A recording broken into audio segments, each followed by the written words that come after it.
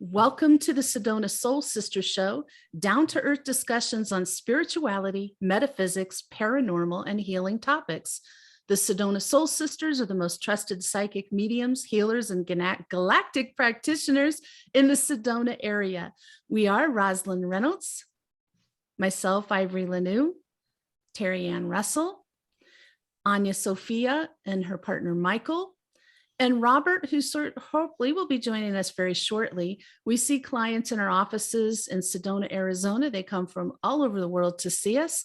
Today's topic is Nameology, and Anya Sophia is our expert and solo practitioner in this. And I'm going to have you start by giving a little explanation of what Nameology is, Anya Sophia.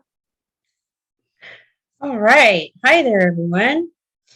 Well, to start off with, Nameology is an embodiment of your personality blueprint, I would say.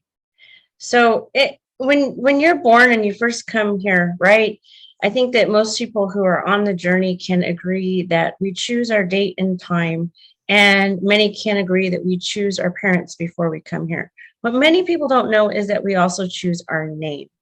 And those three major categories, your birth date and time, your parents, and your name, give the soul that's coming into this dimension and into this body, into this realm, a map of what it's supposed to do, what it's going to do when it comes here.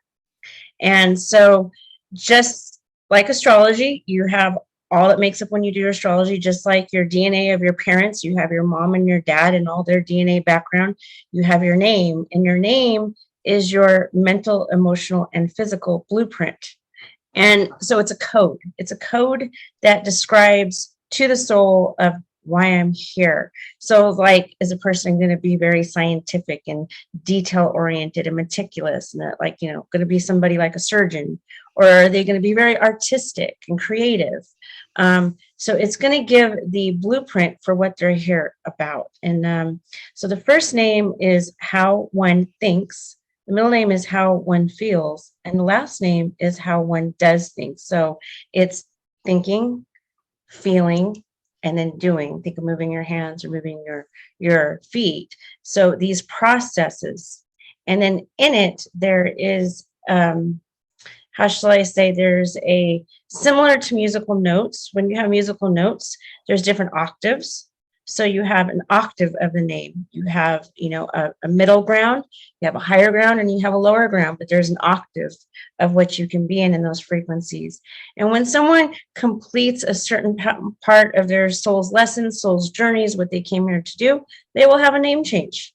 And so what I help people with is if they're going to be making a name change, I explain to them what that name is entailing. Or maybe they want to know about in the past how their name changed and what that meant for their name change, and how, and all the name readings I've done, the higher self seems to always be in charge, because anybody who's done name changes in the past, when I do readings from the past, they're always elevating to a higher octave than what they were in. So they're moving on to new soul lessons, new things. And so I would also say too, to share with you that this, goes into language. So this is decoding language, and it is in how we create our world. So if you think of how we say it's going to be a great day and it's going to be a bad day or so forth, and we vocalize these words with our intention and it manifests, there's a frequency in the letters of how we're creating with the word. And so this crossovers into the English language, crosses over into all languages, and also crosses over into all names.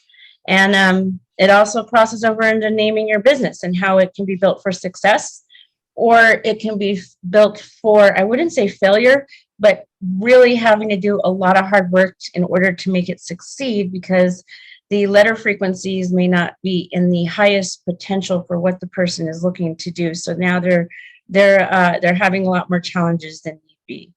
And, the powers that be that run the world, so to speak, or that have been running the world, they understand how language creates, they understand how to name businesses and how to name people, and they know about all this stuff. And so what I do is I like to help enlighten people to what their personality blueprint's about, to understand more about themselves, understand more about the others around them, or also to understand more about their business name and where they're going with their business to help them succeed. And I think that's a biggie. I'm glad you brought that up. I'm actually sitting here thinking about the business name I started with that was kind of given to me by a group of people versus the name I go by now. So I'll have to look into that with you. So Anya, how did you come up with this? Or is this something you created or is it something you practice? Hmm, that's a good question. I would say now it has evolved into more of a channeled creation. However, it is a science. So I'm going to use astrology again to compare because people are familiar with astrology. So astrology is a science.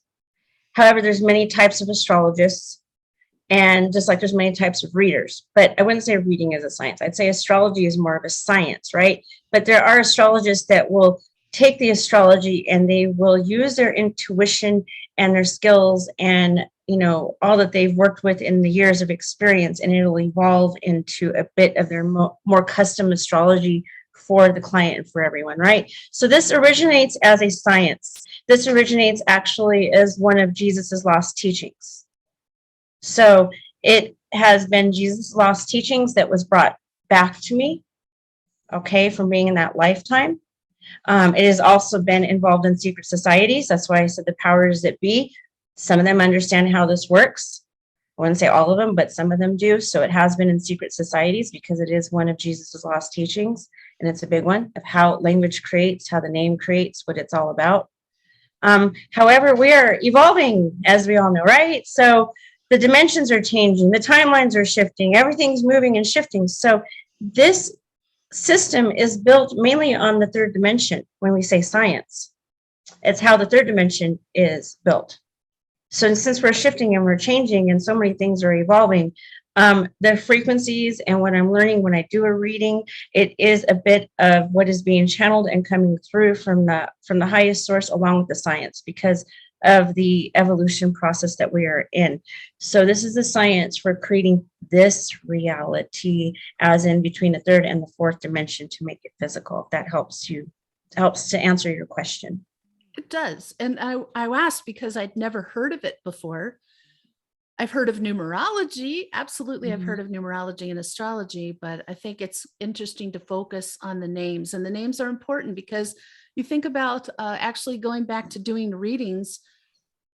When I do a reading, I need the first name of a person. If I'm doing a reading about business, I'd like the name of the business. That's what we tune into. The names are so important. There's so much energy in them that it makes total sense to me that you can read that name and tell somebody whether that's going to be successful. It seems to me like that is an incredibly important thing to have done before you put a formal name on a business.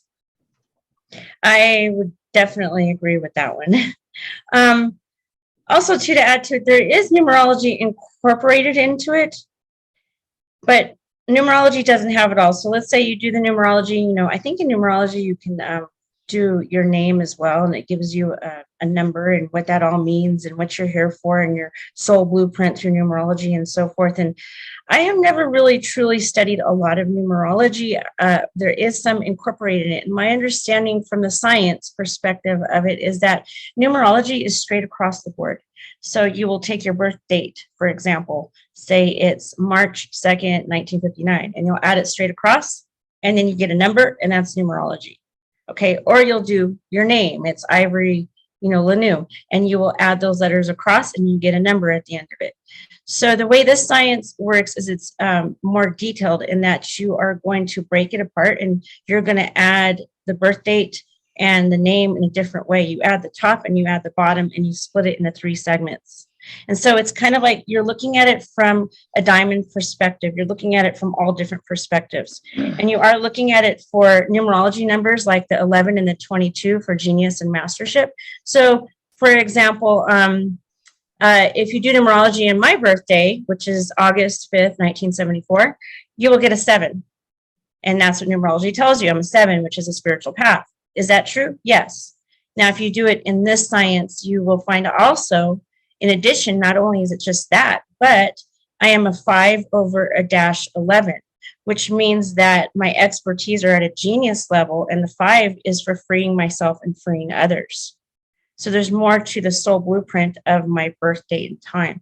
And then in the name, you will also find other 11s and 22s and significant things in there for people that didn't know that they had mastership and genius numbers in there as well. Very interesting.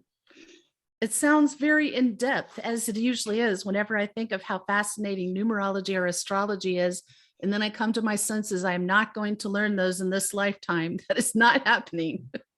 I think I have enough on my plate. Well, I think it would be really helpful to have you do some nameology with a name. So, Terry Ann or Roz, do you want to do that today? Sure. Let's do Terry Ann. Oh, wow. Terry Ann, you have one of my favorite names. And I say that because of the Ann part, A-N-N, correct? Mm-hmm. Okay, so your first, middle, and last name as it currently is not what you were born with. Can you give me the spelling, and the full name and the spelling? Mm-hmm. It's Terry Ann Russell, and it's Terri-A-N-N, and it's Russell, Russell. Okay, so when you say Terry Ann hyphen, did you not have a middle name, or is it Ann originally is that your middle name, or how does that work? I never had a middle name. My mother didn't want me to have a middle name. My grandmother's name was Teresa, and she didn't like Teresa. And my grandmother's name was Anna Marie. So it was Terry-Ann. And it's funny when you were talking, because when I was young, I wanted to change my name to Terai, which was T-E-R-I with a little thing over the I. So I was laughing. But so Terry-Ann is my given name. I have no middle name. Okay, and Russell is your married name, Yes. correct? So that changed several years ago. Yes. Correct? Okay. So when we change our name, it takes anywhere from, it depends on the individual. I would say at least 6 months, though, to a year for the DNA to really incorporate the letters of those names. As you might notice, like when you have a person who got married, it takes them a while to adjust to their new married name, right? So, Terry Ann Russell. So what happens with that, since you don't have a middle name, Ann does become the middle name frequencies, or let me take a look at that. It's hard for me to look at it right now because usually I'll write it down on paper. Terry Ann Russell. No, actually R becomes your middle name frequency, and Terry Ann stays as your middle. So your middle is your thought form, and your first name is your thought form. So the way you think is you're a very focused individual, very focused. So once your mind gets on something, it's on it. You are so focused, it's like a laser, right? And so you got something on your mind, it's laser focused, and now you lots of times will be about the research of whatever it is. I need to research. I need to find out more about this, and I'm not going to stop until I find out more about it. Very laser-driven, focused mind. Mm-hmm. Right? And then as you do that, you're like, oh, wow, you seem to find another obstacle or challenge that you find interesting to overcome. You're like, wow, look at that. Then you seem to find another obstacle or a challenge you may perceive to overcome. And then you're like, wow, got to go back, research more, find out more about that, ask questions, research. That is in primarily the research, and the laser focus is in the ERRI. So E is about inquiring, R is about being very thorough, followed by being very thorough, and I is about intelligent interpretation in the mind. So, and the T is the focused part. So T is focused on inquiring, E being very thoroughly driven, followed by being thoroughly driven again by the R again, and then intelligently interpreting that which you've been thoroughly driven about. And then taking action, A, on the obstacle or challenge you're now perceiving, followed by another obstacle or challenge that you're perceiving. So when you double the letters, you're doubling the frequency of that letter. And so your mind is like a laser. Now, if you don't mind, I'm going to jump in comparison right now a little bit over to ivory, and I'm going to come back to you. I'm just going to use ivory as a contrast, and yet similar. So we have I-V-O-R-Y. So in ivory, you have the I in the beginning again, which is very investigative. It's intelligent interpretation, but you have a V, which is in variety. So your mind goes in a variety of directions or a variety of interests. And then you have the O and the R and the Y, which is all about ideas. And then the R being thorough, and the Y is activity with ease. So Ivory is looking for the easiest way that she can incorporate these incredible ideas, which there's so many of them with the variety, into her world, into the real world. How can I bring these in? So those are two different thought processes, but the two of you are coworkers and friends, and you can see how great minds think alike, because you're both very investigative, researching, inquiring. Those letters match each other. And so that's another thing too, is I can do couples readings, and I can show how you can make matching with each other or not matching with each other. Because lots of times people want to know how they're going to change, right? You get in a relationship and you're like, is it always going to be like this? Is this person always going to be like, the good, bad, and bad attributes about a person? You can see that in their personality matrix of their name. And so in your last name, Russell, Russell, correct? LL. LL. Again, we got another double letter there.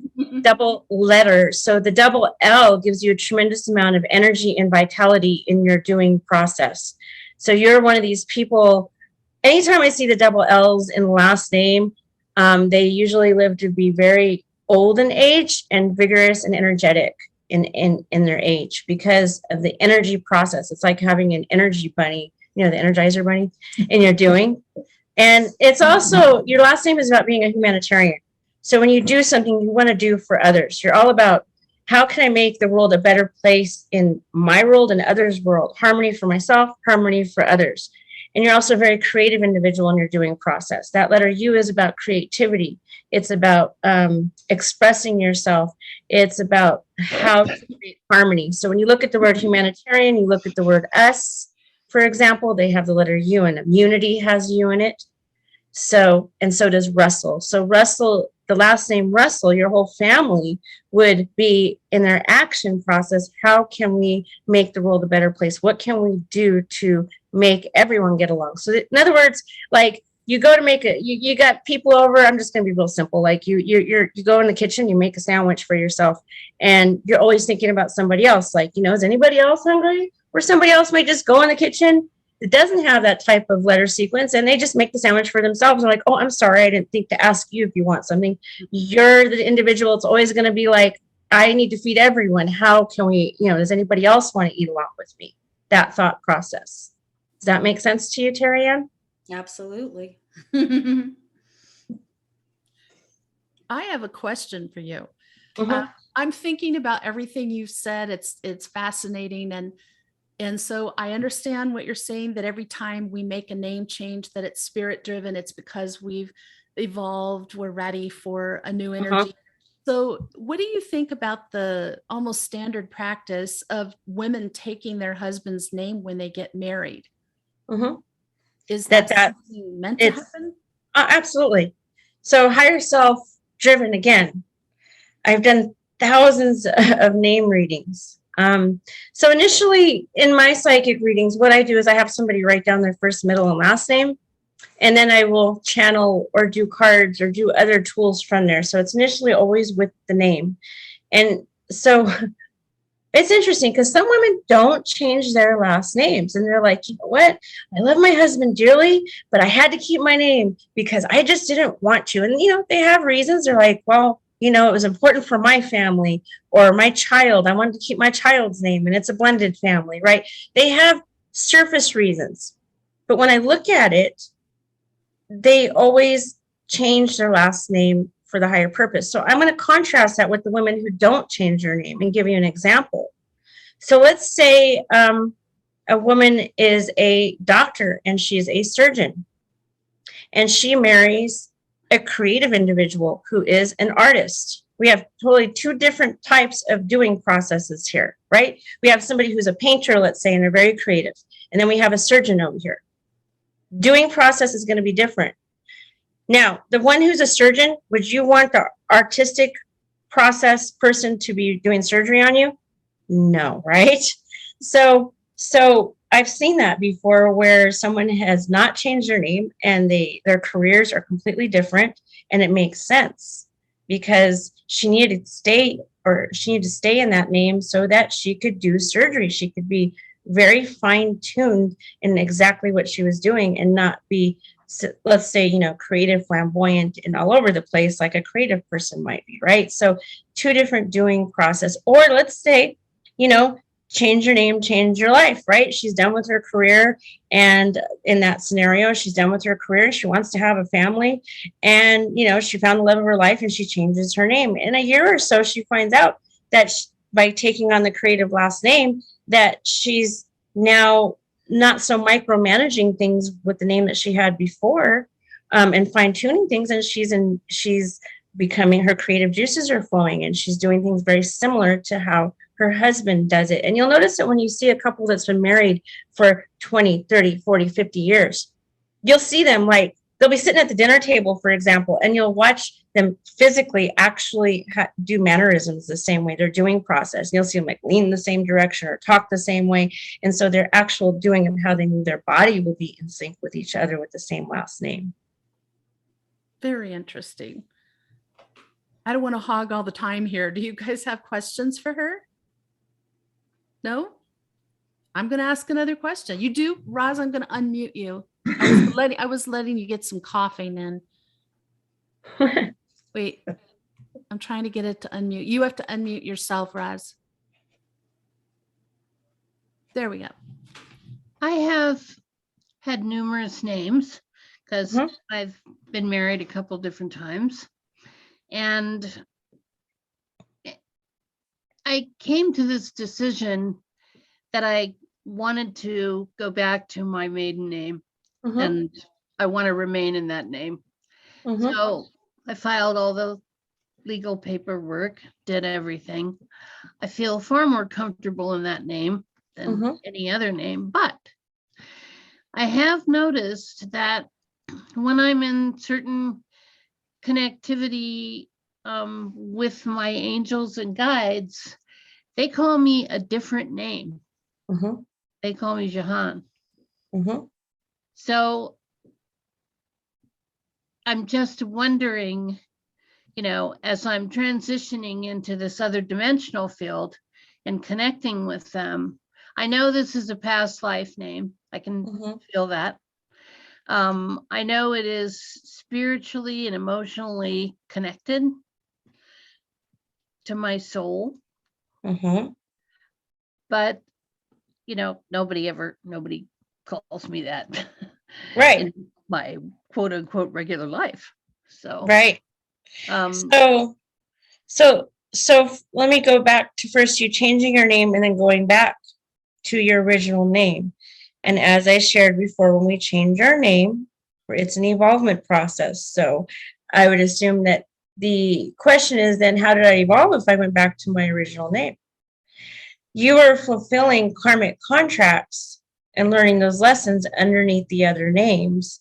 Once they were completed, you went back to your original name for that purpose of the original blueprint that you were here for. And that's how it evolved. You came here to shift and change in those doing processes while you were under those frequencies. Once it was completed, then you were done. Now, as I said, we are moving in higher dimensional frequencies every day. And this is the original third dimensional matrix program that we're coming out of. So we're loosening the gridlock of this third dimensional perspective and going into higher perspectives, which are multidimensional perspectives. And the only way we can be in the multidimensional perspectives is to be that and to see the perspectives like a diamond faucet, right? So you're looking through, your soul is looking through your eyes, your body, and feeling, seeing, and doing either in the third dimension or in the other dimensions. So my point is that, so you have now encompassed all of those, completed those contracts.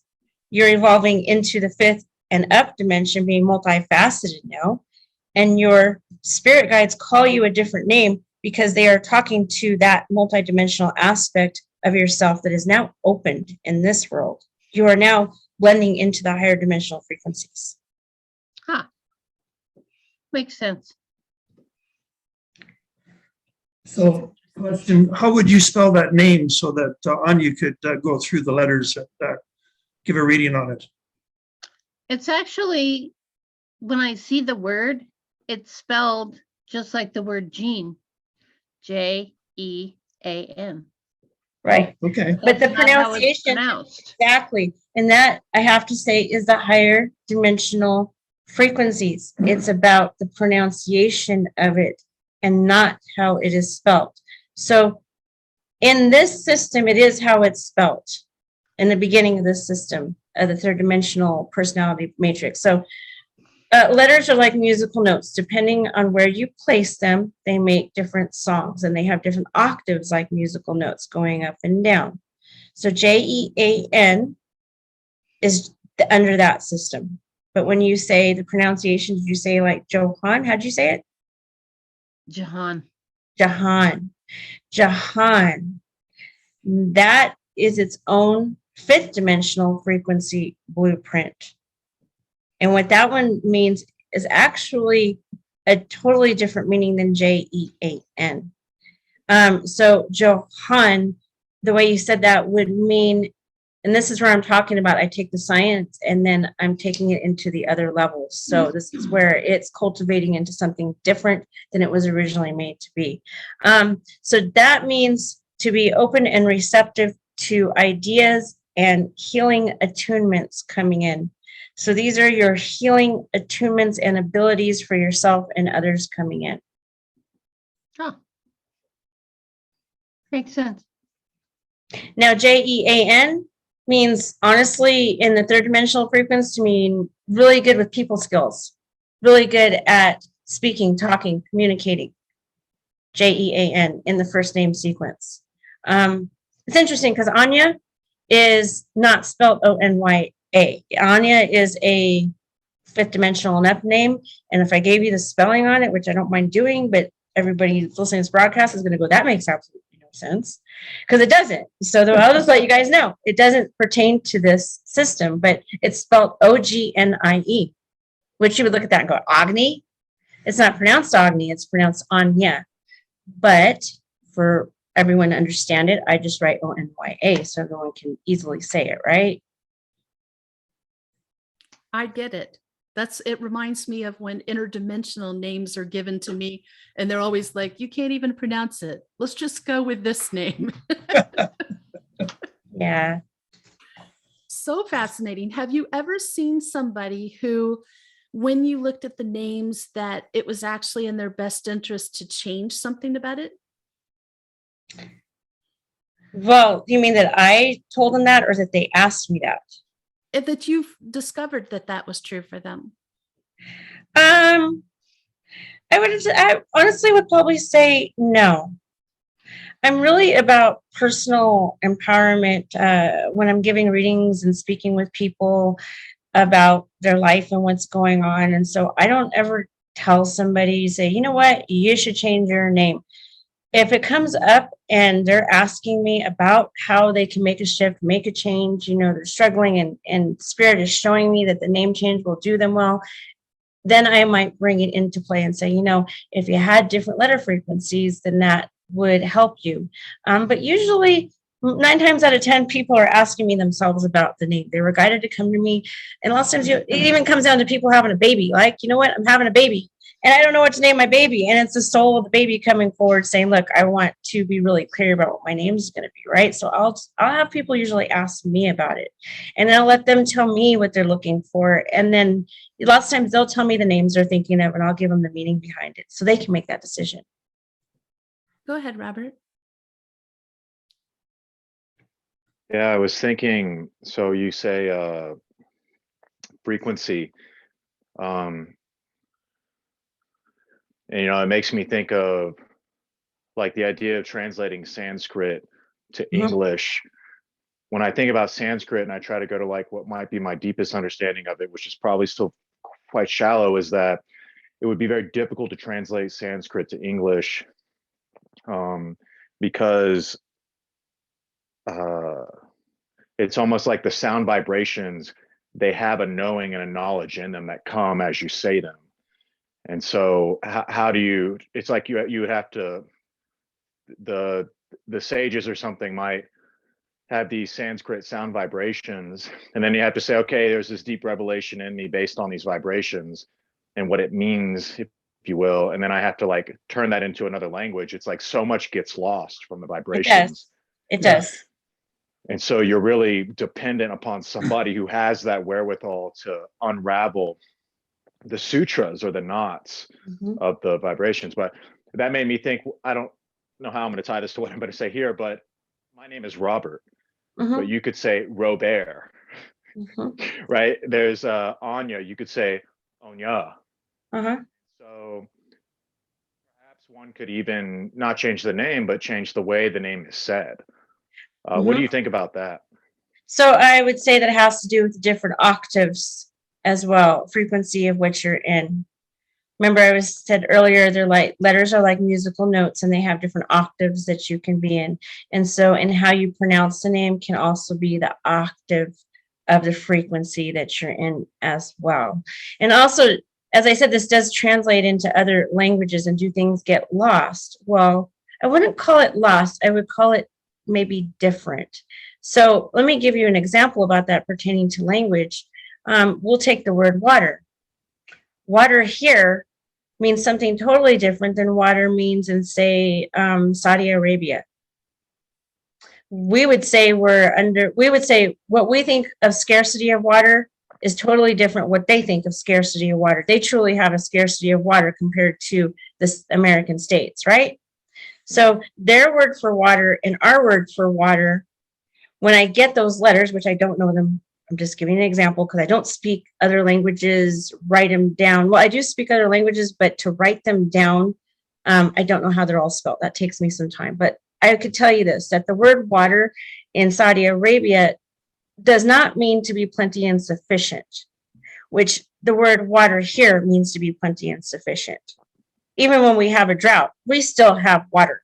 We're not like Saudi Arabia. So the word water itself actually means to be plenty and sufficient in source. And there it does not. It means to be scarce.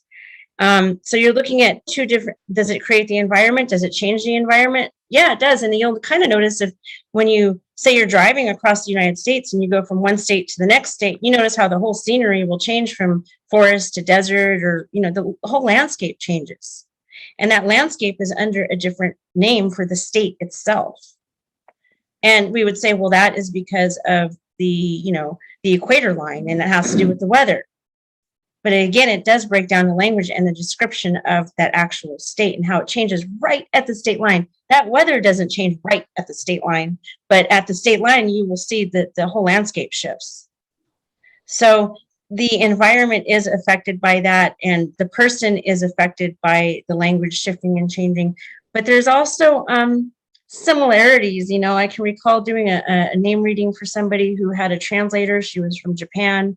And, I said, all right, well, let's translate your name. And so they wrote it down. And I said, well, your name means that you're extremely easygoing. You're a very easygoing person who likes to go with the flow. And she had a lot of the letters Y. Y means to be activity with ease. It means to be easygoing. Again, depending on where you place it. But her name had a few Y's in it, Y's and U's. And then she laughs when the translator speaks and says, wow, my name means flowing river in Japan. So similarities too along that lines. Go ahead, Robert. Yeah, I want to respond to that.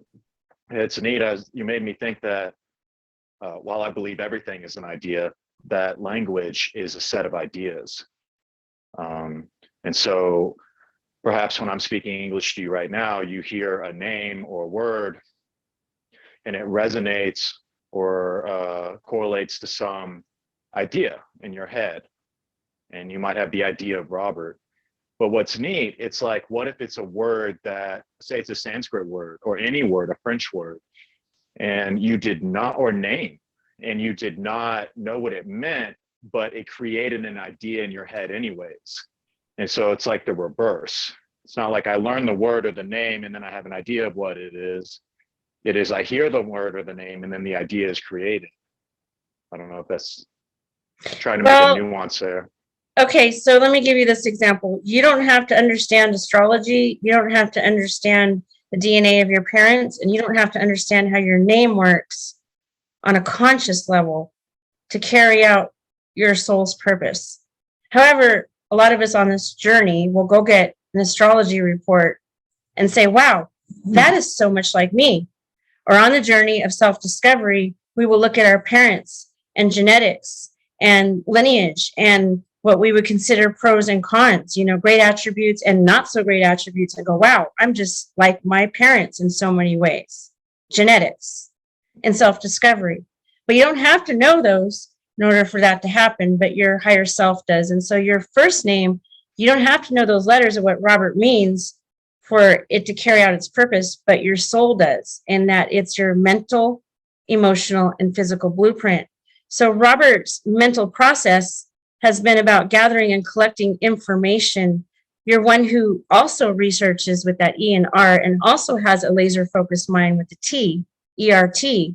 But the other spelling of it, the ROB part about it, is really about being thorough about gathering and collecting information before you move forward on something.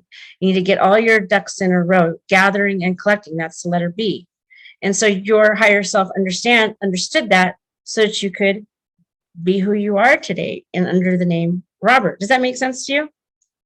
Yeah, it does. And it's interesting that you can be given names from different sources of association, like your parents. So like, we'll say we give a name, and then like a collection of friends that you have a specific identity with that perhaps your parents aren't privy to. And what they were privy to was this little baby when they named you. And it's neat how that can evolve too, being given names by other people, and perhaps how that can aid an individual on this journey of self-discovery you're talking about. It's like, okay, True. So, I guess, go on, sorry. True. So what I would say to that is, a lot of us do go by different names. People call us different names. And we resonate with different names. We have nicknames, people don't like their birth name. Hey, you know what? My birth name was this, and I've always been called this. And, what about all these different things, right? So what I ask the individual is, hypothetically, if you were to pass out on the ground right now, and the authorities, whoever you want to consider authorities, were waking you up, and they said, sir, I need to know your full name, please. And so you put yourself in that hypothetically situation and say, well, I would say my name is, and that name that you feel that you would wake up to and say it's this, as they say, sir, we need to know your full name. Please tell us. That is what your cells and your DNA are naturally operating under, regardless of what somebody calls you or what your nickname is. So maybe you have a nickname and that is what you resonate with, or a spiritual name. Believe me, when they wake you up, if you're coming to, you're going to say that spiritual or nickname, whatever those letter frequencies that your system is currently operating under. Yeah, your identity. It's like, what name do you identify with most? Yeah. Right. So if I were to call you James right now, or Charlie, you go, that's not my name. But you hear Robert from across the room, even if you know they're, or you don't think they're calling you, your cells still light up and you look around because your body knows I'm under that letter sequence right now. I'm working under those letters. You made me think about like how you were analyzing the components of the name Robert, or the letters. You made me think of someone that, say, perhaps they're Spanish or something, with like, they have like 10 names and they come to you and they say, Anya, Michael, what does all this mean? It's like 10 names. And well, you're everything. That's what your name means. The longer the name, the more complicated the individual's experience usually is, because they're going through all those letter frequencies. And again, just to flip back to business names, the longer the name is, the more letters you go through for the process. And, we think we name businesses short names because they're catchy and we can remember them. But again, also too, they also only have to go through those letter frequencies, those short ways to get from point A to point B, so to speak. Well, you answered my question and then made me think even more, because I was going to say, like, I have a given name. I have never resonated with it. I've only been called it when I was in a lot of trouble as a small child.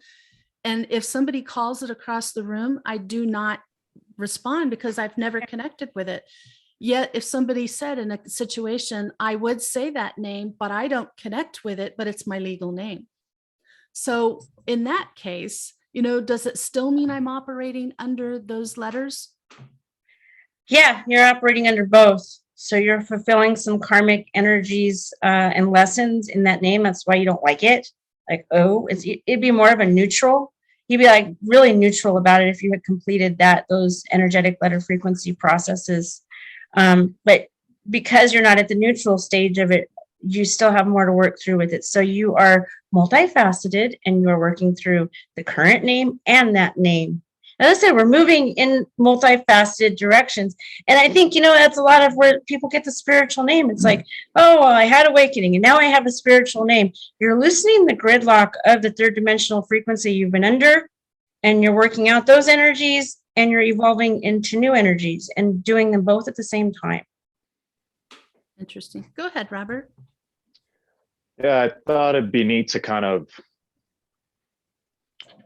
bring this up. I've read about how people have changed their name and then they later changed it again, right? And their self-discovery, etc. And so just because you change your name doesn't mean you can't change it again. But a guy I think about is Ram Dass. Yes. Maybe everybody's familiar. Yeah, Ram Dass. Like, he had that name, Ram Dass. I think his spiritual teacher in India was Neem Karoli Baba. Maybe gave him that name. And then later he actually was kind of, regret's probably not the right word, but he wanted to go back to being Richard Halpert.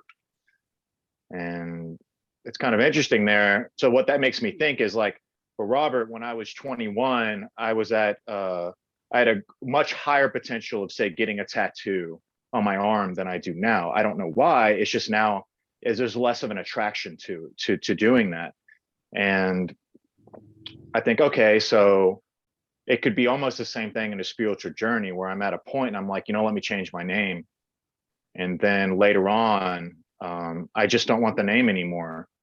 And so I don't know if there's any comment on that, but almost like allowing the attraction to the name to occur and then also allowing it to go away as well in time. Is that something you've seen or? Yes, and also I know we're getting it towards the end of our show. And one last tidbit about that is it is shifting and changing now. Traditionally, it's been that in every 7 years we would be in the letter of our name. So the first 7 years you would be in Robert. The next 7 years you're in O, and in age 21, age 14 to 21, you're in the letter B. And so basically you're in that letter frequency of experience. But it is shifting and changing now. It's not 7 years. It's going down to 7 months for some people, and shifting and changing in that. So that's why not only is it different stages of the stages of your lives, again, comparing it to astrology in different eras. So that's why at that stage you were in the letter B. Now you're probably in the letter T. And those are two different experiences that you're in of why you want to get a tattoo then, you don't want to now. Yeah. I'm with you on the tattoo thing, Robert. I go back and forth. Oh God, I got one. Why did I want that? Oh, I gotta get one. I still don't have one. Yeah. Any last questions for Anya? We've got time for one more. No? Anya, I think it's fascinating. I know I need to get a reading. I'm already thinking I need to set up a reading. I have questions deeper than I'm going to take up your time on a show for. But I want to thank you for explaining this to us, because honestly, I'd never heard of it before. But since you first mentioned it, it's been very interesting to me. Now I'm even more interested in it. I'm sure there's going to be a lot of people who hear and see this show that feel the same way. So again, if you have questions about today's show, I can get them to Anya. Just send your questions in to the email address that's in the show description. I'm sure Anya will be happy to answer those at any time. And if you want to book a session with her, that's at SedonaSoulSisters.com. You've been watching the Sedona Soul Sisters Show. If you'd like more information about us or any of our services, again, our website is SedonaSoulSisters.com. And I keep failing to mention this. We have books published as well. I tried to set up an end page for this and it won't let me do it. So I told Terry Ann, we're just going to do this. Here's our books. Ta ta ta ta. She's going to hold hers up. Let me see if I can make it show. There we go. Yeah. So these books are available on Amazon, and until there's a way to put an end page that has these on it, we'll do this. I want to thank you for joining us today. Be sure to subscribe so you don't miss any episodes. Tune in next Friday. Our topic is yoga for greater self-God realization. And Robert is going to talk about how yoga is so much more than a variety of poses and what it can do for you. So that's going to be really interesting. Until next week, we hope you have an enlightening week. Bye. Bye-bye.